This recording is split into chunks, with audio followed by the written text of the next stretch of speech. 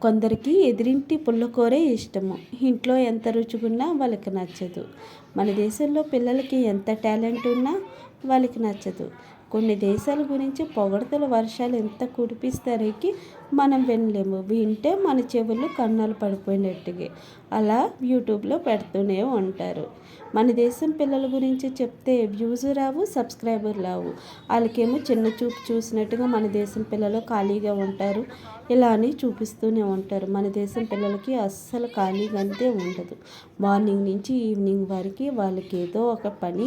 ఇంట్లోనే కూడా చుట్టీలు అయిపోతే సమ్మర్లోన వంట కూడా నేర్పించేస్తారు. ఆడపిల్ల లేదు, మగపిల్లలు లేదు, అందరికీ ఒక్కొక్క పని నేర్పిస్తూనే ఉంటారు. అంత టాలెంటెడ్ మన ఇండియాలో ఉంది. అది ఎవరికీ కనిపించదు. మొబైల్ పక్కన పెట్టి మీ చుట్టుపక్కల ఉన్న ఏరియాలో మీరే చూడండి, పిల్లల్లో ఎంత టాలెంట్ మీకే కనిపిస్తుంది. ఆ దేశంలోన తల్లిదండ్రులకి ఎవరు పర్మిషన్ తీసుకునే అవసరం ఉండదు. పిల్లలకి ఏది నచ్చితే అందులో పడేస్తారు. మన దేశంలోన తల్లిదండ్రులు ఇంట్లో ఉన్న వాళ్ళందరూ పర్మిషన్ తీసుకొని ఒక క్లాస్కి పంపించాలి.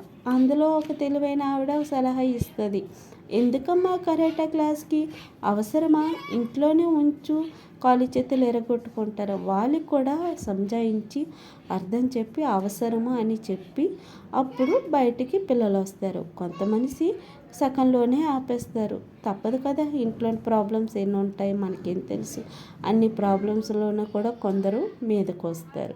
అందుకే మన దేశానికి చులకనగా చూడకొద్దండి. కొన్ని దేశాలు పొగడడం ఆపియండి. Thank you for watching.